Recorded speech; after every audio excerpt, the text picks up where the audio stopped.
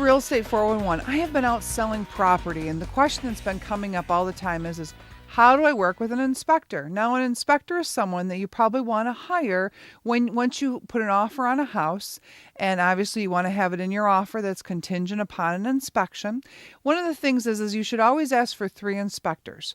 But the most important thing is when you call those inspectors to find out the price, they're going to be asking you some key questions. Square footage? Does it have a basement? Does it have a garage? And the address of the property. And with that, they'll be able to calculate how much your inspection is going to be. And then you can kind of cost price all 3 of them together. So always ask upfront how much your cost is going to be for them to come out.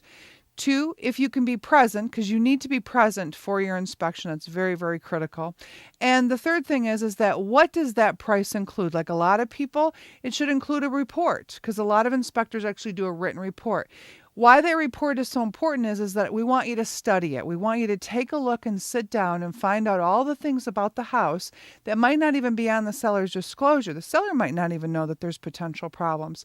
But also, when I've been working with inspectors in the past is that they also teach preventative maintenance. So ask about that, because sometimes investing in a $25 fix on a Saturday afternoon can save you thousands of dollars 5, 6, 7 years down the road. So preventative maintenance is also one of the things you need to look at when hiring an inspector.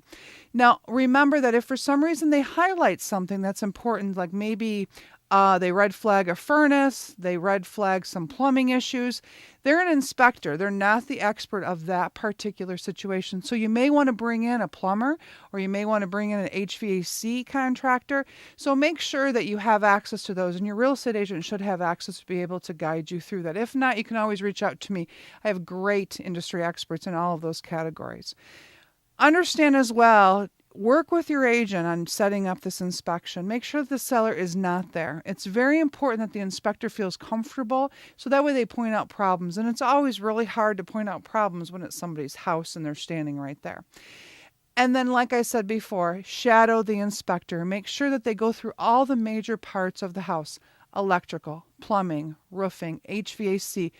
Going back to roofing real quick, because I just had a brainstorm, make sure they go up on the roof. Now, I don't mean climb the ladder, look at the roof at this angle, but they need to look at the roof from this angle, because there's a lot of crevices that there can be problems, a lot of places where 2 roof lines come together, and obviously we all know that water comes through at the path of least resistance. So all of that stuff is really important, because those are the deficiencies that you need to know about, and that way you can make your decision if you decide to move forward.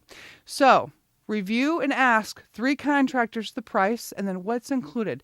Make sure you have a report that shows you, and also preventative maintenance.